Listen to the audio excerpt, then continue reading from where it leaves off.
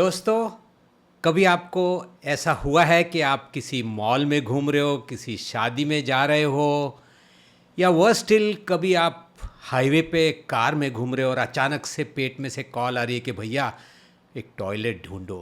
कभी कभार की बात नहीं होती, कुछ लोगों के लिए ये आम इशू होते हैं। 10 मिनट मीटिंग से पहले भी टॉयलेट ढूंढना बहुत ज़रूरी हो जाता है और कई बार बैठते हैं टॉयलेट में लेकिन वो आवाज़ के साथ जो आना चाहिए वो नहीं आता। सो ये एक इशू बहुत कॉमन है और इस इशू को लेके काफ़ी दुनिया परेशान है और इरिटेटेड भी है। नो वंडर इसको इरिटेबल बावल सिंड्रोम कहते हैं। और आज इस कॉमन परेशानी को लेके हम डॉक्टर मोलिना खन्ना जो एक गैस्ट्रोएंटरोलॉजिस्ट हैं, वो हमें इसके बारे में, इसके फैक्ट्स और इसकी गलत फहमियों को फ्लश आउट कर देंगी ताकि हमारे पास क्लैरिटी आ जाए कि ये इरिटेबल बावल सिंड्रोम को कैसे मैनेज करें। तो फ्रेंड्स, डियर डॉक्टर खन्ना में आपका स्वागत हो और अगर आपको ये वीडियो पसंद आए तो लाइक, शेयर एंड कमेंट कीजिए। Doctor Molina Khanna, we are very eagerly waiting कि आप हमें बताएं कि ये इरिटेबल बावल सिंड्रोम है क्या चीज़? हाँ, इरिटेबल बाउल सिंड्रोम जैसे आपने कहा वो काफ़ी कॉमन है। इनफैक्ट उसको ना गैस्ट्रोएंटरोलॉजिस्ट का ब्रेड एंड बटर कहा जाता है। और ये एक्चुअली एक डिजीज़ भी नहीं कहेंगे क्योंकि ये एक लक्षणों का समूह है, ग्रुप ऑफ सिम्टम्स है। और वो कौन से सिम्टम्स है? एक तो लूज मोशंस या डायरिया या कॉन्स्टिपेशन यानी दस्त होना, कब्ज़ होना, पेट में दर्द होना, पेट फूल जाना और इनकम्प्लीट फीलिंग होना, इनकम्प्लीट इवैक्यूएशन का फीलिंग होना और कभी कभी मोशंस के साथ म्यूकस बाहर आना। तो ये सब सिम्टम्स है। ये या तो सब होंगे साथ में या फिर कई बार 2-3 होंगे उसमें से, 2-4 होंगे उसमें से। तो ये सिम्टम्स अगर पेशेंट को है और हम लोग देखते हैं कि कोई दूसरा कोई कारण तो नहीं है सिम्टम्स के लिए, उसके बाद हम लोग इरिटेबल बाउल सिंड्रोम का डायग्नोसिस करते हैं। तो आपने तो कई सारे सिम्टम्स बता दिए। ऑलमोस्ट ऑल सिम्टम्स जो पेट से रिलेटेड होते हैं वो इरिटेबल बाउल सिंड्रोम में हो सकते हैं। तो हाउ कॉमन इज़ इट? कितनी मात्रा में लोग ये परेशान है इस इरिटेबल बाउल सिंड्रोम और किन पेशेंट्स को ये ज़्यादा तकलीफ देते हैं? काफ़ी कॉमन है। जैसे मैंने कहा, जनरल पॉपुलेशन देखा जाए तो इंडिया में रफली 5% कहा जाता है। काफ़ी स्टडीज़ हुई है। वेस्ट में उसका प्रमाण बहुत ज़्यादा है, ऑलमोस्ट 30% है। पर मैं ये ज़रूर कहूँगी कि इंडिया में अभी ये स्टडीज़ दिखाते हैं 5%, पर ऐसे है कि अभी जैसे स्ट्रेस बढ़ती जा रही है, लाइफस्टाइल प्रॉब्लम्स बढ़ते जा रहे हैं और इरिटेबल बाउल सिंड्रोम ये लाइफस्टाइल डिजीज स्ट्रेस से बहुत जुड़ी हुई है। तो ये इरिटेबल बाउल सिंड्रोम भी हम ज़्यादा पैमाने में देखते हैं। हाँ, तो हो सकता है अपर क्लास ऑफ पीपल या अर्बन सोसाइटी में इसकी मात्रा मेट्रोज वगैरह में शायद इससे भी ज़्यादा हो, 5% से भी। हाँ ज़रूर, पर ये भी ध्यान रखना कि ये इनफैक्ट रूरल एरिया में भी है उतनी ही और अर्बन एरिया में भी है। सो क्या ये सिर्फ पेट की तकलीफें लेके आता है कि अकेला आता है या इसके साथ बैंड बाजा बारात और भी काफ़ी सारे सिम्टम्स आ जाते हैं?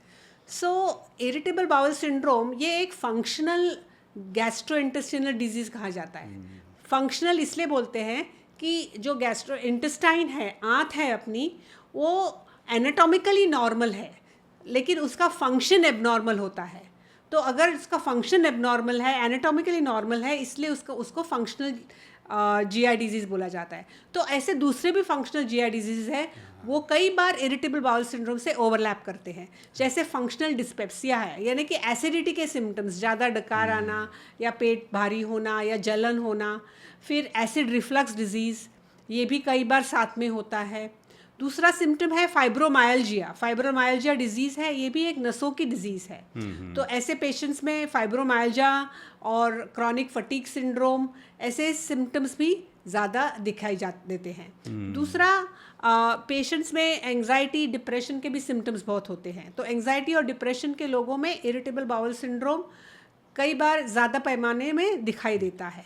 मोटा मोटा जो समझ में आ रहा है वो ऐसा है कि एक तो सेंटर ऊपर बैठा है जो ब्रेन और एक गट, क्या इन दोनों में कोई रिश्ता नाता मेल जोल है, कुछ इसमें कनेक्शन है क्या? ज़रूर। इनफैक्ट गट ब्रेन एक्सिस ये अभी बहुत कॉमन सबको पता चल रहा है कि डेफिनेटली एक कनेक्शन है। हमने कई बार देखा होगा कि एग्ज़ाम का दिन है, सुबह सुबह अगर एग्ज़ाम पेपर लिखने जाना है तो 2-3 बार तो टॉयलेट जाना ही पड़ता है। तो ये डायरेक्ट गट ब्रेन एक्सिस की वजह से है। तो डेफिनेटली इरिटेबल बाउल सिंड्रोम के सिम्टम्स भी उस हिसाब से स्ट्रेस से रिलेटेड है। जब भी स्ट्रेस ज़्यादा होगा तो डेफिनेटली आपको ज़्यादा बार जाना पड़ेगा, या ज़्यादा पेन होगा, या ज़्यादा सिम्टम्स हो गए, भारीपन के सिम्टम्स हो गए, तो ये सब गट ब्रेन एक्सिस से जुड़ा हुआ है। कई बार पेशेंट बहुत परेशान होके आते हैं और कहते हैं कि भाई मुझे कभी कभी तो डायरिया हो जाता है, और कई बार तो ऐसा लगता है कि हुआ ही नहीं है, कॉन्स्टिपेशन है। तो क्या ये अलग अलग किस्म के आईबीएस होते हैं क्या? सो आईबीएस अलग अलग किस्म के मतलब 4 टाइप के कहा जाता है। एक आईबीएस डी जिसको बोलते हैं, यानी आईबीएस विथ डायरिया, यानी ये पेशेंट्स को दस्त ज़्यादा होती है। एक है आईबीएस सी, यानी आईबीएस विथ कॉन्स्टिपेशन, जैसे इन पेशेंट्स में कॉन्स्टिपेशन बहुत ज़्यादा होता है। और तीसरा है आईबीएस मिक्स्ड, यानी कि कई बार एक बार कॉन्स्टिपेशन होगा, एक बार डायरिया होगा। और एक चौथा है आईबीएस इनडिटर्मिनेट, यानी क्लियर कट डायरिया या कॉन्स्टिपेशन नहीं होगा, थोड़े मिक्स्ड सिम्टम्स और होंगे। और हम लोग, और दूसरा ये मैं कहना चाहूँगी कि ये फिक्स नहीं रहता है। आईबीएस डी के पेशेंट्स थोड़े टाइम के बाद आईबीएस सी में कन्वर्ट होते हैं, तो और वाइस वर्सा भी। तो ये एक मिक्सचर है, वो एक से दूसरे में जा सकता है। हाँ, यानी एक सिर्फ डायरिया भी नहीं होगा और सिर्फ कॉन्स्टिपेशन भी नहीं होगा, मिक्स हो सकता हाँ, है। कई बार in fact diarrhoea alternating with normal stools, diarrhoea alternating with constipation, constipation alternating with normal stools, ऐसे हो जाता है। तो ये पेशेंट इतने परेशान होते हैं कि उनके पास ये 2 बड़े सवाल हमेशा होते हैं। हम एक एक करके वो सवाल लेते हैं। एक, उनको ये लगता है कि बहुत सीरियस बीमारी है। तो आपको क्या लगता है, ये उनको कैसे आप समझाते हो कि ये सीरियस बीमारी है या क्या इसमें इश्यूज है? हाँ, तो एक मैं ये कहना ज़रूर चाहूँगी कि सीरियस बीमारी डेफिनेटली नहीं है, क्योंकि उसमें कॉम्प्लिकेशंस कुछ भी नहीं आते हैं। जैसे हर बीमारी के कोई ना कोई सीरियस कॉम्प्लिकेशंस होता है, तो ऐसा कॉम्प्लिकेशन आईबीएस में कुछ नहीं है। ऐसा नहीं है कि मेरे आगे चल के मुझे ऑपरेशन की ज़रूरत पड़ेगी या मुझे कैंसर होगा उससे, तो ऐसे कभी भी नहीं होता है आईबीएस के कारण। दूसरा, जानलेवा बीमारी नहीं है, मतलब उसके कारण जान को कोई खतरा नहीं है। पर एक ज़रूर कहूँगी, सीरियस इसलिए है कि कई बार अपनी दिनचर्या को वो बिल्कुल उड़ा देती है। यानी कि पेशेंट्स इतने परेशान हो जाते हैं कि अपना जो नॉर्मल काम है वो भी नहीं कर पाते। कई पेशेंट्स ऐसे आते हैं कि वो कभी बाहर घूमने ही नहीं गए हैं, घर में ही बैठे हैं, क्योंकि उनको डर है कि बाहर जाऊंगा तो मुझे कुछ प्रॉब्लम आ जाएगी, किधर टॉयलेट ढूंढना पड़ेगा और नहीं ढूंढ पाऊंगा तो प्रॉब्लम हो जाएगी। तो ये इसका सीरियसनेस है। यानी नॉर्मल लाइफ एंजॉय करने में ये अड़चन दे सकती है बिल्कुल, उनको। बिल्कुल बिल्कुल सही। और जैसे मैंने कहा, 2 उनके प्रश्न होते हैं। दूसरा क्वेश्चन ये है कि भाई ये कभी ठीक होगी कि मेरे जान छुड़ाऊंगा मैं इस बीमारी से, तो कैन इट बी क्योर्ड? उनको क्या लगता है? So IBS unfortunately is not a curable disease. Of course हमारे पास बहुत सारे अनक्योरेबल डिजीज है, जैसे डायबिटीज़ है, ब्लड प्रेशर है, और कंट्रोल में रख सकते हैं पर क्योर नहीं होते हैं। तो आईबीएस भी ऐसे टाइप का डिजीज़ है, अब ऐसे टाइप की बीमारी है जो कंट्रोल में रख सकते हैं, क्योर कम्प्लीटली नहीं हो सकती है उसका। पर अप्स एंड डाउन्स होते हैं। कई बार थोड़े टाइम अगर ज़्यादा स्ट्रेस जब भी हो तो तकलीफ़ें ज़्यादा बढ़ती हैं, फिर आप कंट्रोल उसको करते हो, फिर थोड़े टाइम के लिए आप बिल्कुल नॉर्मल हो जाओ, पर रिकरेंसेस भी हो सकती है, और काफ़ी सालों तक वो चलता रहता है। पर कई लोग एक एडजस्टमेंट कर पाते हैं, एक लाइफस्टाइल अपना एडजस्ट कर लेते हैं कि इसके साथ मैं कैसे जी सकता हूँ। यानी समझौता करना पड़ता है उस बीमारी के साथ। बिल्कुल बिल्कुल।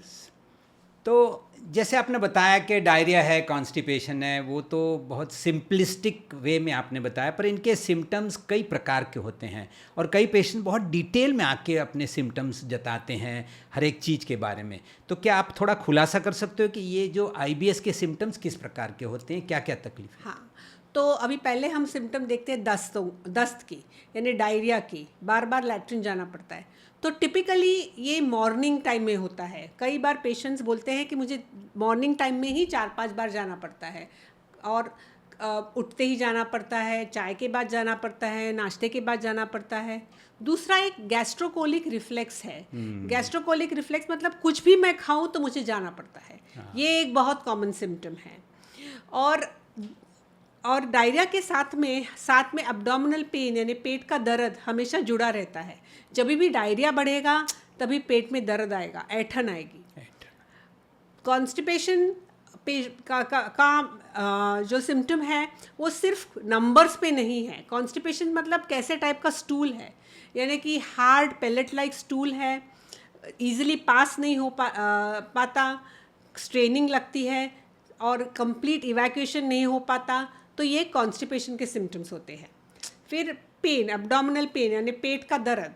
पेट का दर्द ऐसे है कि ज़्यादा करके वो ड्यूटी के आसपास रहता है, ये पेट के निचले हिस्से में रहता है।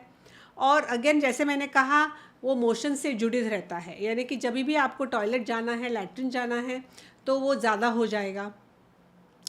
और सिवियरिटी पेन की एक्चुअली बहुत वेरिएबल है। कोई पेशेंट्स को बहुत माइनर पेन होता है एंड कोई पेशेंट्स को इतना सिवियर पेन होता है कई बार इंजेक्शन लेने पड़ते हैं, पर ये बहुत स्मॉल परसेंटेज ऑफ पेशेंट्स में होता है। पर पेन कितना भी सीवियर हो सकता है, पर ज़्यादा सीवियर हो पेन ऑफ कोर्स तो you have to think of other diseases and not, but sometimes IBS के कारण सीवियर पेन भी हो सकता है। तो ये जो आपने डिटेल में जो सिम्टम्स बताएं उसका एक फ़ायदा ये रहता है गैस्ट्रोएंटरोलॉजिस्ट को, ये आप लोगों को, कि आप डिसाइड कर सकते हो ये आईबीएस की ही बीमारी है या दूसरी ज़्यादा खतरनाक बीमारियाँ। सो इन सिम्टम्स के ज़रिए आपको थोड़ी आइडिया मिल सकती है। मुझे याद है ये जो सुबह उठ के मोशन 2-3 बार जाना और जब तक ऑलमोस्ट आधा पौना घंटा लग जाता है वो अपने आप को तैयार करने के लिए। मेरा एक ख़ास दोस्त है, वो सुबह मॉर्निंग वॉक के लिए कभी भी आधा घंटा पौना घंटा उसका टाइम, मैं नहीं कह सकता वेस्ट होता है, पर उसको आधा पौना घंटा ये तैयार होने के लिए लगता है, फिर वो वॉक को निकलता है। तो this is a very irritating problem of irritable bowel syndrome. Absolutely yes.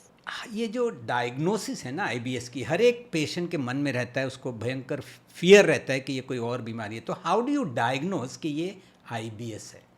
So mostly ये डायग्नोसिस क्लिनिकल कॉन्टेक्स्ट में होती है, यानी कि सिम्टम्स देख के ही डायग्नोसिस होती है। तो डॉक्टर्स को पता चलता है कि ये कौन से कॉन्टेक्स्ट में है, स्ट्रेस वगैरह है, खाने के बाद होता है, ये सिम्टम्स है। पर कई बार हम लोगों को ये देखना पड़ता है कि कोई सीरियस दूसरी बीमारी तो नहीं है, तो वो देखने के लिए टेस्टिंग की जाती है। सो टेस्टिंग से पता नहीं चलेगा कि ये आईबीएस है, ये टेस्ट आया पॉजिटिव उसका मतलब आईबीएस है। ये जैसे क्रिएटिन बढ़ गया तो किडनी की बीमारी है, HbA1c 8 हो गया तो शुगर है, वैसे आईबीएस का एक टेस्ट नहीं है। टेस्ट नहीं है, पर टेस्ट इसलिए करते हैं कि जो दूसरी बीमारियां हैं या दूसरे कारण है ये सिम्टम्स के, वो तो नहीं है। तो ये टेस्ट मैं कहूँगी एक तो सबसे इम्पॉर्टेंट है स्टूल टेस्ट। स्टूल टेस्ट मतलब अगर कुछ इन्फेक्शंस है वो स्टूल टेस्ट से पता चल जाएगा। तो जनरली इनका स्टूल नॉर्मल आता है, मोस्टली नॉर्मल है। तो स्टूल टेस्ट इसलिए किया जाता है देखने के लिए कि कोई इन्फेक्शन तो नहीं है, कहीं अंदर ब्लीडिंग तो नहीं हो रही है, क्योंकि अगर ब्लीडिंग हो रही है तो हमको दूसरा खोज करना है, दूसरा कारण क्या है उसका। फिर ब्लड टेस्ट करते हैं। ब्लड टेस्ट इसलिए करते हैं कि देखने के लिए, फॉर एग्जांपल सीआरपी टेस्ट होता है। सीआरपी टेस्ट इसलिए करते हैं कि अंदर कोई इन्फ्लेमेशन है आंत में तो सीआरपी पॉजिटिव आता है, क्योंकि इरिटेबल बाउल सिंड्रोम में इन्फ्लेमेशन बिल्कुल नहीं है, फंक्शनल डिसऑर्डर है। तो सीआरपी नेगेटिव आ जाएगा। फिर कई बार थायराइड के बीमारियों में मोशंस की इश्यूज होती है, तो वो चेक थायराइड टॉक्सिक होगा तो ज़्यादा, थायराइड टॉक्सिक होगा तो डायरिया होगा, हाइपोथायराइड होगा तो कॉन्स्टिपेशन होगा। तो वो थायराइड की चेकिंग करते हैं। हमारे इंडियंस में जो वेजिटेरियंस है उसमें विटामिन B12 भी की कमी काफ़ी होती है, और विटामिन B12 की कमी की वजह से भी डायरिया होता है, तो वो हम लोग चेक कर सकते हैं। फिर कोई पेशेंट्स को और दूसरी ज़्यादा टेस्टिंग की ज़रूरत होती है, जैसे कोलोनोस्कोपी।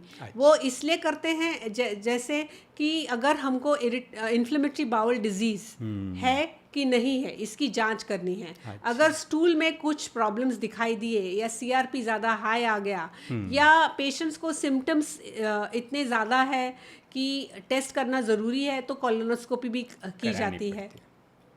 तो ये सब टेस्ट इरिटेबल बाउल सिंड्रोम के लिए करते हैं। राइट। सो ऐसा कभी होता है कि कुछ पेशेंट्स में जैसे रेड फ्लैग्स होते हैं कि ये पेशेंट लग तो रहा है शायद आईबीएस हो या शायद कोई और बीमारी हो, तो ऐसे कौन से सिम्टम्स या लक्षण होते हैं जिसमें से हमें ऐसा लग रहा है कि नहीं ये रेड फ्लैग है, इसके लिए हमें आगे बहुत सारे टेस्ट करने चाहिए? यस, एक तो ब्लीडिंग होना, स्टूल में ब्लीडिंग होना, यस, आयरन डेफिशिएंसी एनीमिया, क्योंकि आयरन डेफिशिएंसी एनीमिया कई बार अंदर की ब्लीडिंग की वजह से होती है। अगर पेशेंट को आयरन डेफिशिएंसी एनीमिया है तो स्टूल जरूर चेक करना है, और कल ब्लड पॉजिटिव है तो अगेन उसको टेस्टिंग करना है। सेकेंडली, अगर ओल्डर एज ग्रुप में ये शुरू हो गया है, हमको ऐसे पेशेंट्स को टेस्टिंग ज़रूर करना है, क्योंकि ओल्डर एज ग्रुप में हमको कैंसर के बारे में सोचना चाहिए, क्योंकि ये कभी कभी कैंसर हो सकता है। तो अगर ओल्डर एज ग्रुप में शुरू हो गया है ये सिम्टम, जैसे मैंने कहा पहले कि ये generally symptoms younger age group का पेशेंट्स में होता है, तो ऑफकोर्स ओल्डर एज ग्रुप में भी हो सकता है एंड चिल्ड्रन में भी हो सकता है आईबीएस। पर अच्छा, बच्चों में भी आईबीएस हो सकता है? यस, बच्चों में भी आईबीएस हो सकता है। तो इसलिए हम अगर ओल्डर एज ग्रुप में शुरू है तो हम लोग ये टेस्टिंग करना चाहिए। अगर पेन बहुत ज़्यादा है, अगर पेन बहुत सिवियर है, ऐसे पेशेंट्स के लिए भी हम लोग टेस्टिंग करते हैं। अगर नॉक्टर्नल सिम्टम्स है, नॉर्मली आईबीएस के सिम्टम्स डे टाइम में होते हैं। अगर नींद में अगर आपको उठाता है, अगर मोशंस के लिए भी या पेन के लिए भी, तो अगर ऐसे पेशेंट्स को इन्वेस्टिगेट करना बहुत ज़रूरी है। स्वाभाविक है, रात में सोते समय अगर नींद में तो स्ट्रेस कम रहता है। बिल्कुल, बिल्कुल।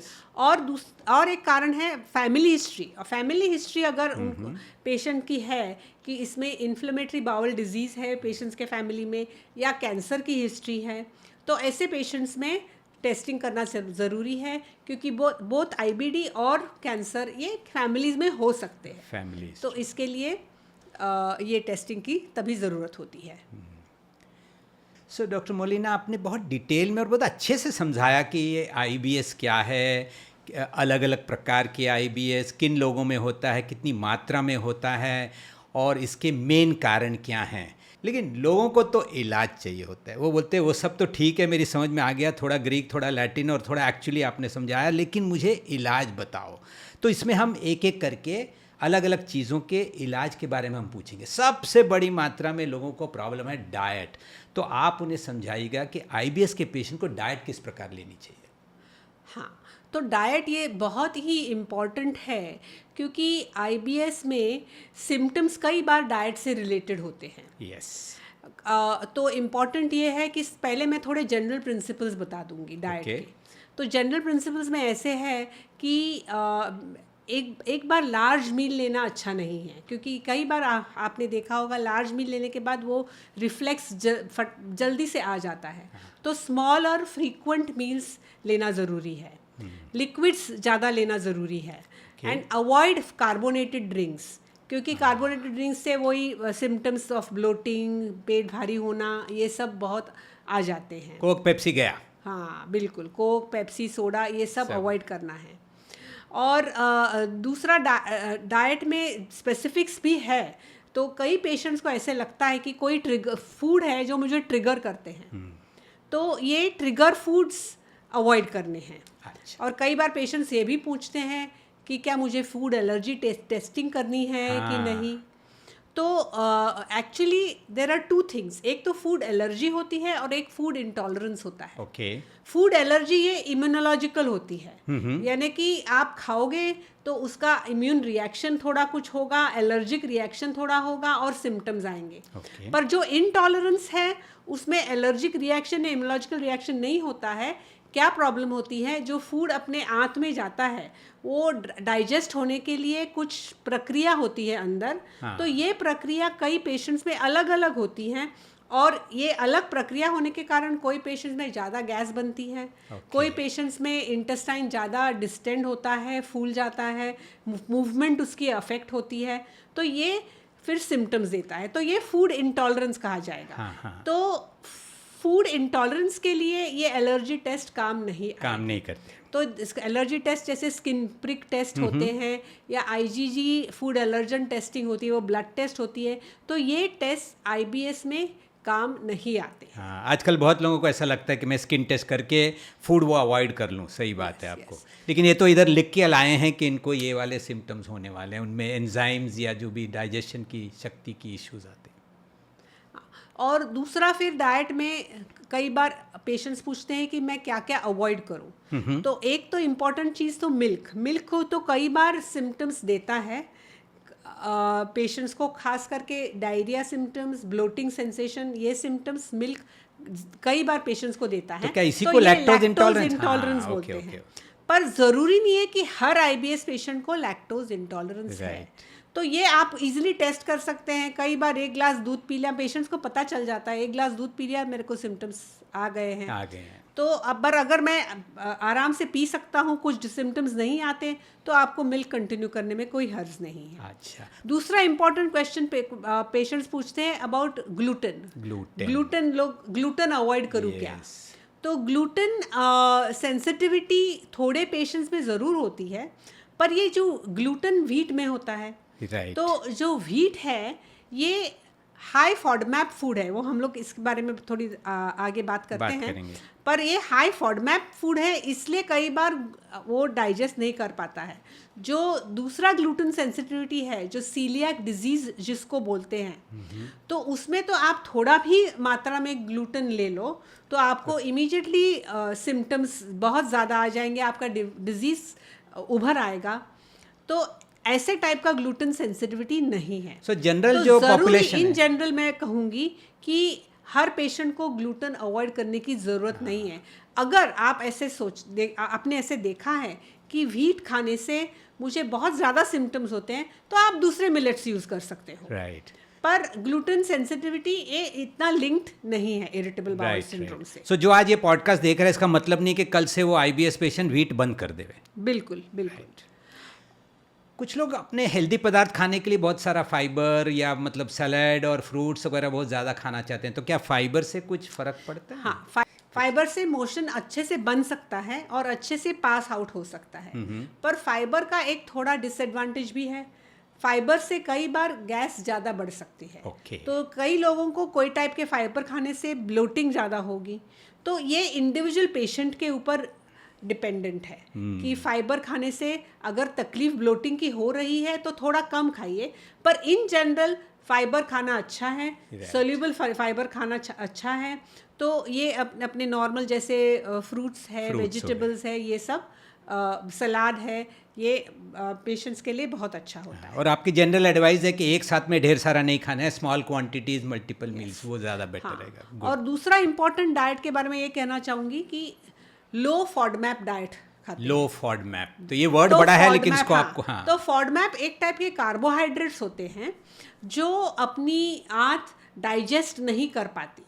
तो वो डाइजेस्ट नहीं कर पाती हैं, तो क्या होता है कि जो अंदर आंत में रह जाती है उसके ऊपर बैक्टीरिया काम करते हैं और बैक्टीरिया का फर्मेंटेशन होता है और उसके कारण या तो गैस बनती है या इंटेस्टाइन के फंक्शन में ऑल्टरेशंस आती हैं। तो जो हाई फॉडमैप्स होते हैं जिन फूड्स में, जैसे फॉर एग्जांपल फ्रूट्स में एप्पल, पेयर, मैंगो, ये हाई फॉडमैप कहा जाएगा। अच्छा। वेजिटेबल्स में अनियन, गार्लिक, कैबेज, कॉलीफ्लावर, ये हाई फॉडमैप है। ग्रेन्स में वीट, ये हाई फॉडमैप है।